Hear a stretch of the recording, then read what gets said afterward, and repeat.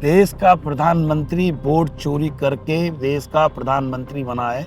डंके की चोट पर कह रहा हूँ। ये कह देते हैं कि इतनी वोट आएंगी उतनी वोट आएंगी। ये कौन सा गणित है उनके पास? टिक्नोमेट्री।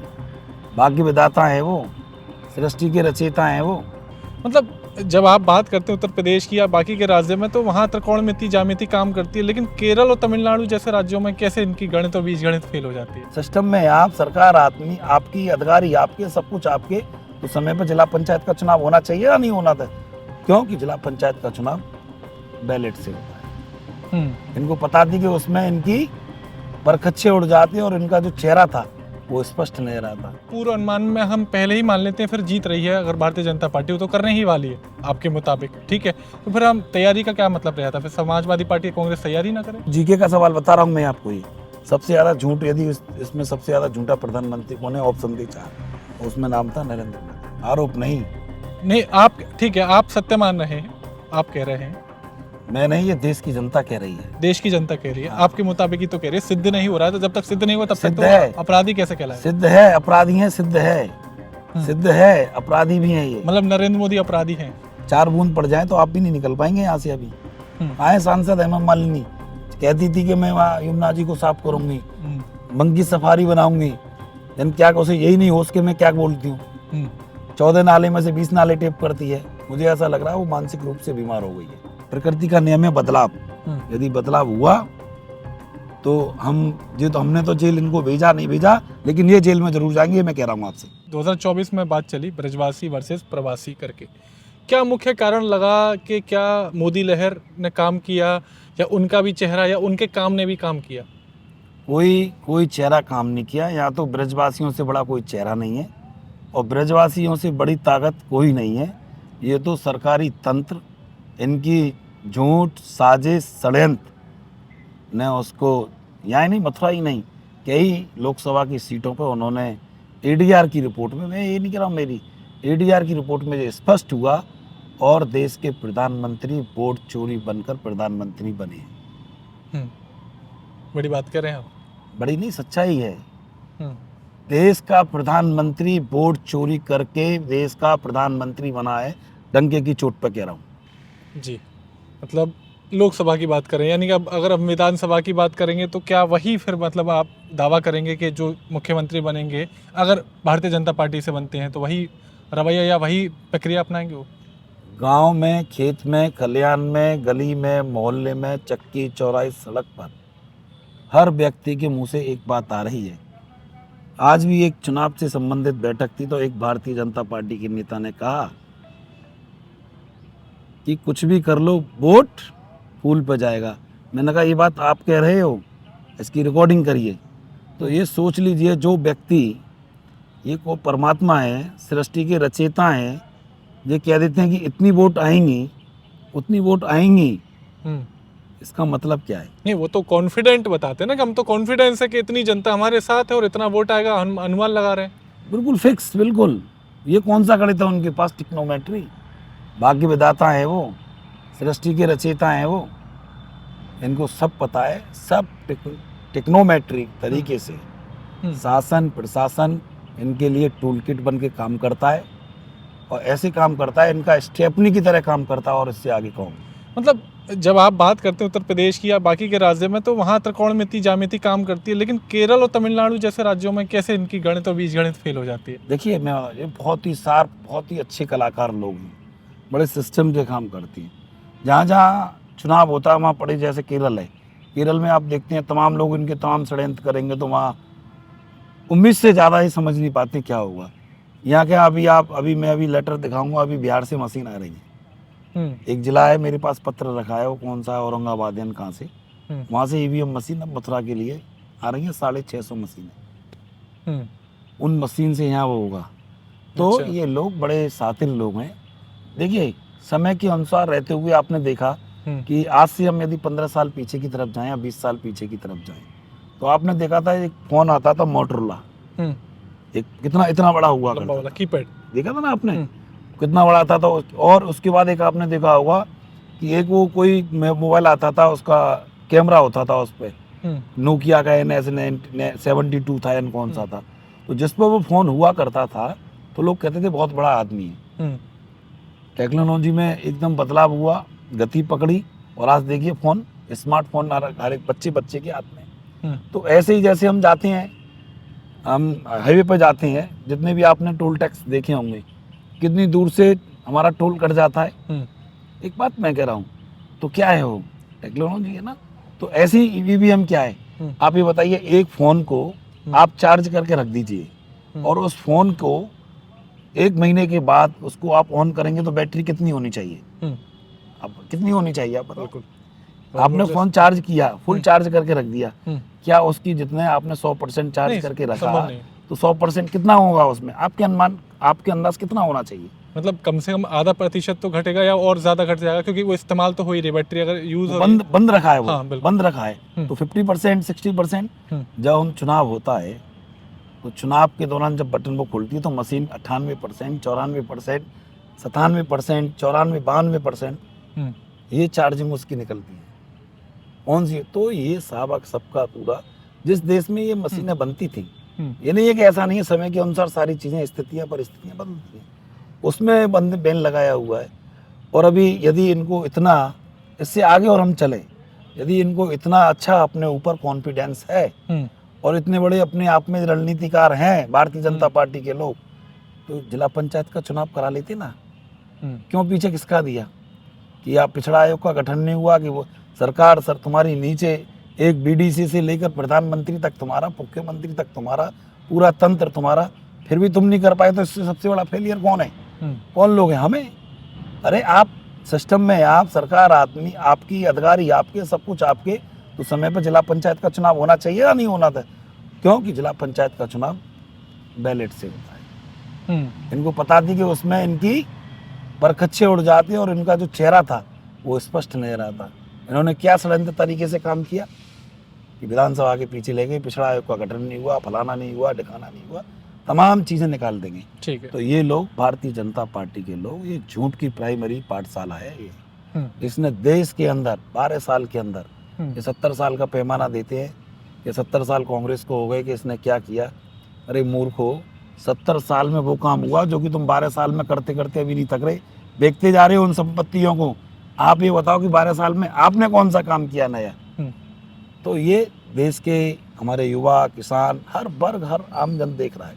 ठीक है, मतलब लेकिन कहीं ना कहीं आपकी जो बातें हैं और आपकी बातों से आप ये कह रहे हैं कि तो पूर्व अनुमान में हम पहले ही मान लेते हैं, फिर जीत रही है अगर भारतीय जनता पार्टी, वो तो करने ही वाली है आपके मुताबिक। ठीक है, तो फिर हम तैयारी का क्या मतलब रहता? फिर समाजवादी पार्टी, कांग्रेस तैयारी ना करे? नहीं, ये अभी कुछ दिन पहले हमारे तमाम नेताओं ने चर्चा एक हुई कि मानी कि ऐसा इनको अकेले दो, इनको लड़ने दीजिए। लेकिन लोकतंत्र में ऐसा होता है, कोई बात नहीं, कब तक? एक बार नहीं, 2 बार नहीं, 3 बार नहीं, हम कोई सत्ता के लिए नहीं लड़ रहे हैं। यदि कांग्रेस पार्टी सत्ता की भूखी नहीं है, कांग्रेस पार्टी आज जरूरत है इस देश को बचाने की, सत्ता की आवश्यकता नहीं है। यदि हम जाएंगे पीछे की तरफ, देश का एक घर का मुखिया झूठ बोलेगा तो उसका विकास होगा या विनाश होगा? विनाश होगा। देश का प्रधानमंत्री कौन है? हमारा देश का राजा है या नहीं है? जब देश का राजा, अभी एक कंपटीशन के पेपर में आया कि इस पूरे विश्व के अंदर सबसे झूठा प्रधानमंत्री कौन है, वो आया था हमारे नरेंद्र मोदी जी का। कभी नरेंद्र दास दामोदर लिखते हैं, कभी कुछ लिखते हैं, कभी कुछ लिखते हैं, पता ही नहीं क्या लिखते हैं। तो जीके का सवाल बता रहा हूँ मैं आपको। ये सबसे ज़्यादा झूठ, यदि इसमें सबसे ज़्यादा झूठा प्रधानमंत्री कौन है, ऑप्शन थे 4, उसमें नाम था नरेंद्र मोदी का, पहले नंबर पे। सही है वो।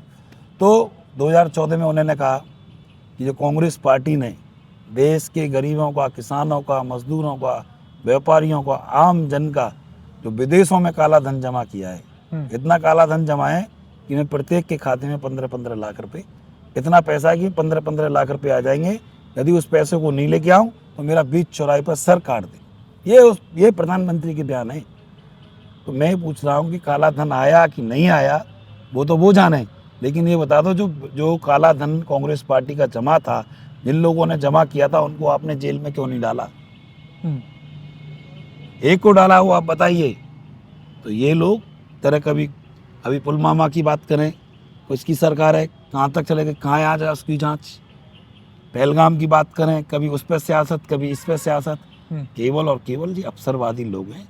इन्होंने जब देश आज़ाद हो रहा था तब भी इन्होंने वही काम किया जो देश आज़ाद हो रहा था तो जो अंग्रेज़ों के गुलाम थे, अंग्रेज़ों के मुखबर थे, इन्होंने वही काम किया जो आज, और आज फिर ये वही देश को आप बताइए, कभी भी पहले हमारा देश आज़ाद भारत डेमोक्रेटिक देश है, लोकतांत्रिक देश है। कोई भी धरना प्रदर्शन आंदोलन करने के लिए कोई जाता था या करता था तो हर अधिकारी सुनता था। आज कोई भी धरना प्रदर्शन आंदोलन करेगा तो उसके पीछे ईडी, सीबीआई, इनकम टैक्स और फर्जी मुकदमे लगा दिए जाएंगे। आप जैसे किसी पत्रकार ने भी, तमाम पत्रकार ऐसे हैं देश के अंदर, इन्होंने सच्चाई को दिखाने का काम किया, उनके ऊपर भी फर्जी मुकदमे लगा दिए। फर्जी मुकदमे नहीं, बल्कि उनको जहाँ करते, जिस चैनल में काम करते थे, उनको बाहर का रास्ता दिखा दिया। ये सच्चाई है और ये देश अब जान रहा है। देखिए, झूठ एक बार हो सकती है, 2 बार हो सकती है, 3 बार हो सकती है, 4 बार, लेकिन ये हजारों बार जब जो झूठ बोलेंगे तो देश के सामने तस्वीर साफ हो चुकी है कि अब ये बात वास्तव में क्या कर रहे हैं। ठीक है। 2014 तक देश के ऊपर कितने लाख का करोड़ का कर्ज था? आज कोई बताए कितना देश के ऊपर कर्ज है? जीडीपी कितनी है? तो ये केवल और केवल इन्होंने पूरी जो संस्थाएं, सरकारी संस्थाएं बड़ी बड़ी हैं, चाहे जुडिशरी हो, चाहे और अन्य अलग अलग मद में हो, सबको इन्होंने इस तरीके से जकड़ रखा है कि कोई ऐसा उसका गलीमान पकड़ रखा है, कोई बोलेगा तो तुरंत टाइट कर दिया जाएगा। तो ये बाई हुक और बाई कुक की ये रणनीति के साथ काम करें, ज़्यादा दिन नहीं चलता। ठीक है, आपकी पार्टी किस तरीके से तैयारी कर रही है, और अगर आपकी पार्टी पूर्ण से सक्षम है, अगर इस पार्ट को हटा दीजिए जो आप आरोप लगा रहे हैं, तो फिर आप गठबंधन का साथ क्यों ले रहे हैं? आरोप नहीं, आप ठीक है, आप सत्य मान रहे हैं, आप कह रहे हैं। मैं नहीं, ये देश की जनता कह रही है। देश की जनता कह रही है। हाँ। आपके मुताबिक ही तो कह रही है। सिद्ध नहीं हो रहा है, तो जब तक सिद्ध नहीं हुआ तब तक सिद्ध तो है। अपराधी कैसे कहलाएगा? सिद्ध है, अपराधी हैं, सिद्ध है, अपराधी भी हैं ये। मतलब नरेंद्र मोदी अपराधी हैं?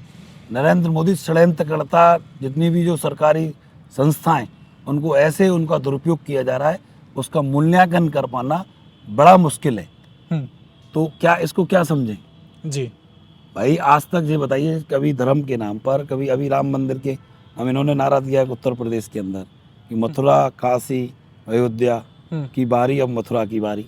हमने देखा अभी। हाँ, तो उनके तो स्पष्ट है ना, मतलब कृष्ण जन्मभूमि और बाकी बहरी कॉरिडोर। यार ये बताओ किस लिए? आज से पहले क्यों नहीं था? चुनाव के समय ही है, विकास की बात क्यों नहीं हो रही? 4 बूंद पड़ जाए तो आप भी नहीं निकल पाएंगे यहाँ से। अभी आए सांसद हेमा मालिनी कहती थी कि मैं वहाँ यमुना जी को साफ करूंगी, मंकी सफारी बनाऊंगी, जन क्या उसे यही नहीं होश के मैं क्या बोलती हूँ। 14 नाले में से 20 नाले टेप करती है। मुझे ऐसा लग रहा है वो मानसिक रूप से बीमार हो गई है। बताइए कहाँ है सड़क? आप चले आइए जन्मभूमि पे, अभी चलिए मेरे साथ में, देखिए कितने लोग जाते हैं, कैसी सड़क बनी हुई है। आप चल के मेरे साथ चलिए, अभी दिखाता हूँ। अभी आए भी होंगे आप। कितनी अच्छी सड़क बन रही है, बिल्कुल। कितनी ऐसी सड़क बन रही है कि उसका कोई जवाब नहीं। ये इनका विकास है। तो ये केवल और केवल भारतीय जनता पार्टी के लोग ये इसलिए और डरे हुए हैं कि हमने बहुत अच्छे काम किए हैं। यदि बाई चांस मतलब प्रकृति का नियम है बदलाव, यदि बदलाव हुआ तो हमने तो जेल इनको भेजा नहीं भेजा, लेकिन ये जेल में जरूर जाएंगे, मैं कह रहा हूँ आपसे। आप मेरी बात को रिकॉर्ड कर लीजिए कि कोई जाए, जिनने तो किसी को जेल भेजा नहीं भेजा, लेकिन जब सत्ता परिवर्तन होगा और देश की जनता, युवाओं ने, किसानों ने, आम जन ने बदलाव और प्रकृति के बदलाव हुआ तो ये निश्चित रूप से जेल जाएंगे। मैं आपको डंके की चोट पे कह रहा हूँ। ठीक है, मेरा आखिरी सवाल आपसे रहा है, और हम ये उम्मीद करते हैं और एक मान के चलते हैं कि अगर आपकी सरकार, गठबंधन की सरकार आती है, तो आपके क्या वादे हैं, और आप उत्तर प्रदेश की सरकार, उत्तर प्रदेश की जो जनता है उसको क्या देने वाले हैं? देखिए, हम उत्तर प्रदेश की में तो हमसे बड़े बड़े और भी तमाम बहुत नेता हैं। हम तो अपने पहले ब्रज के अपने घर को ही सुधार लें। अपना घर तो दिख नहीं रहा, हम हिंदुस्तान और पाकिस्तान की बात कर रहे हैं। मथुरा के अंदर कितने युवा हमारे बेरोजगार हैं, कितने बेरोजगार हैं। यहाँ कोई स्टेडियम नहीं है, यहाँ कोई रोजगार के लिए कोई अच्छी इंडस्ट्रीज नहीं है। छाता मिल शुगर बंद पड़ी है, यमुना जी में सीधे नाले डल रहे हैं। यहाँ बड़ा इंफ्रास्ट्रक्चर होना चाहिए, यहाँ सड़कें अच्छी होनी चाहिए।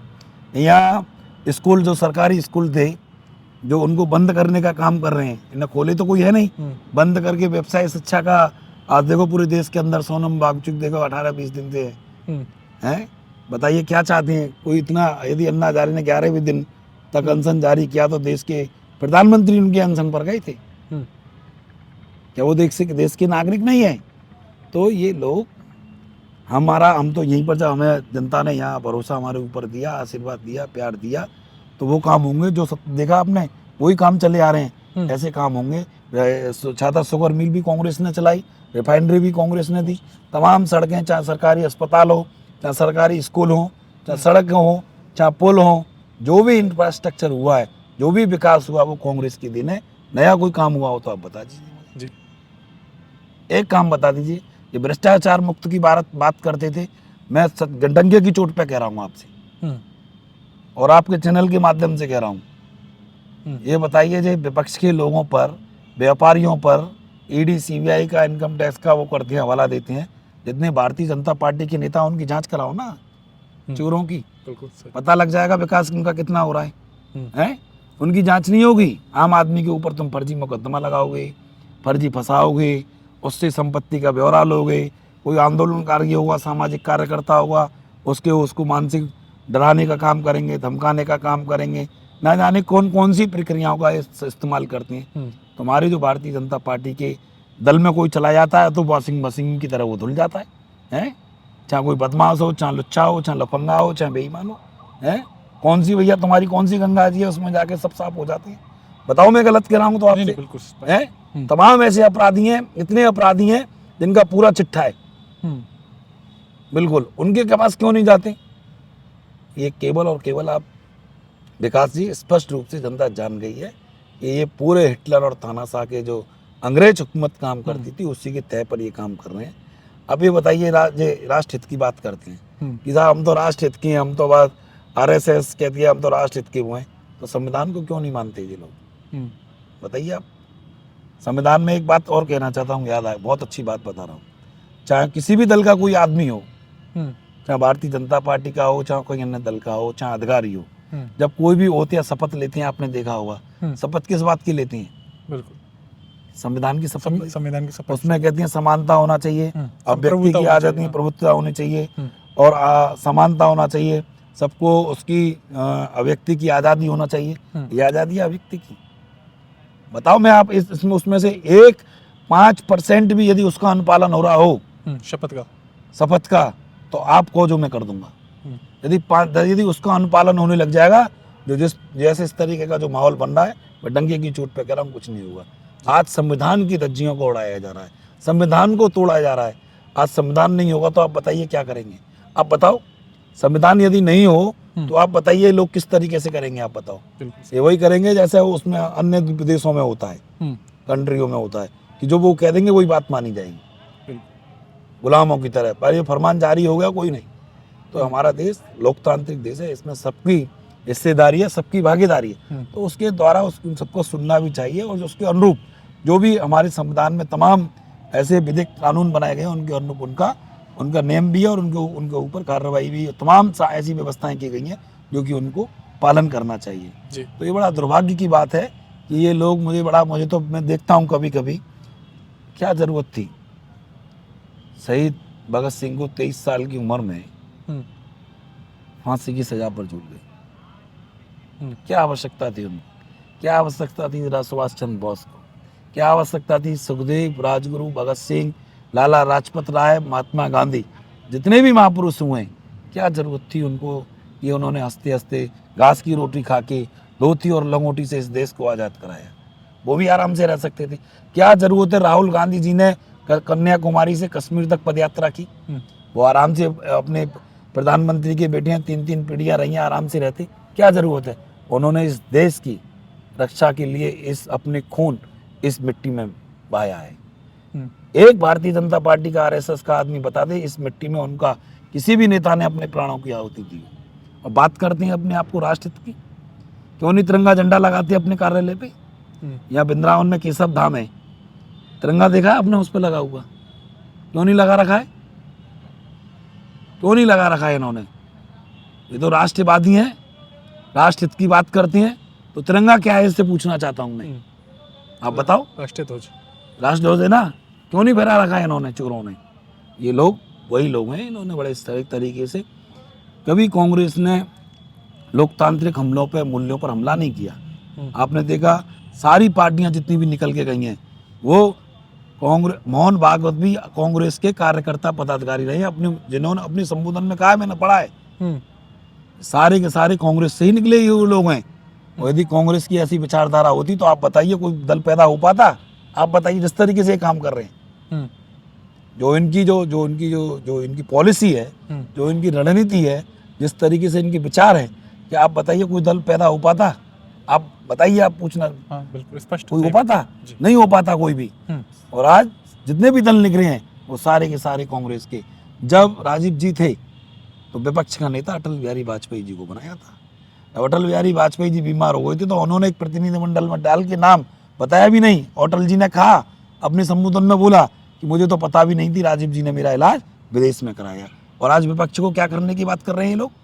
हम्म, माइक बंद कर देंगे, बोलने नहीं देंगे, फंसा देंगे, सदस्यता खत्म कर देंगे, ईडी, सीबीआई, इनकम टैक्स तमामों का प्रयोग करेंगे। ये भारत का संविधान है। ये क्या क्या करना चाहते हैं ये लोग? जी क्या करना चाहते हैं? अब देश का युवा, देश की जनता जान चुकी है, जो इनको करना था वो कर लिया है। ये देखना, इस देश के अंदर जिस दिन परिवर्तन होगा तो मैं आपको बता रहा हूँ, इस भारतीय जनता पार्टी इस देश में दिखाई नहीं देगी। जी। चलिए, हमसे बात करने के लिए बहुत बहुत धन्यवाद। और देखिए मतलब जो कहें विषय की बात करें या फिर चर्चा की बात करें, वो खत्म करने का मुझे लगता है अभी समय नहीं हुआ है।